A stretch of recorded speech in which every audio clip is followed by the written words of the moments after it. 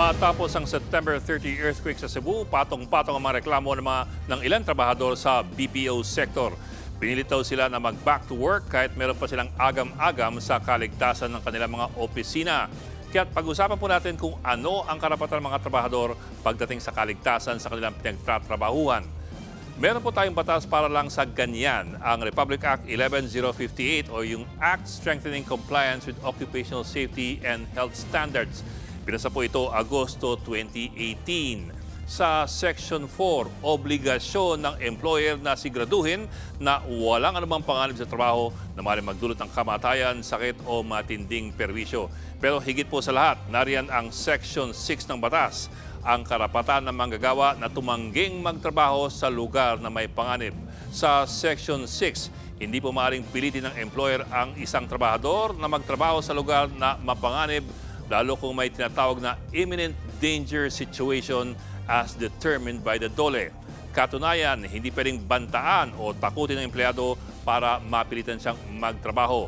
Yun lang, narin ang kondisyon na ang imminent danger situation ay kinikilala muna ng DOLE. Ito pa, sa Department Order 198-18 o yung Implementing Rules and Regulations ng batas na yan, may naka-assign dapat na Company Safety Officer. At itong safety officer may kakayahan na magdesisyon without fear of reprisal kung kailangan na ng work stoppage dahil sa panganib sa pinagtatrabahuhan.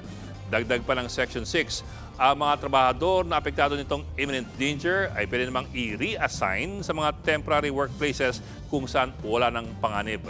Kung ang kumpanya ay lumabag sa batas at in-expose ang trabahador sa panganib, ang penalty po ay 100,000 pesos. So, malinaw po yung batas. Ang tanong siyempre, covered ba nitong mga provision na ito ang mga reklamo nitong mga BPO o call center employees? May karapatan naman talaga ang manggagawa sa ligtas na trabaho.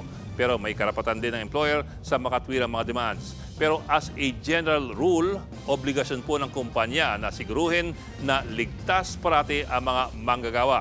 At mas importante ang buhay kaysa ang negosyo. Mga kapatid, Ed Lingaw po, maging maalam at may pakialam sa mga napapanahong balita sa ating bansa. Para sa mas malilimang pagtalakay at paghimay sa mga issue at headlines, mag-follow at mag-subscribe sa social media pages ng News 5.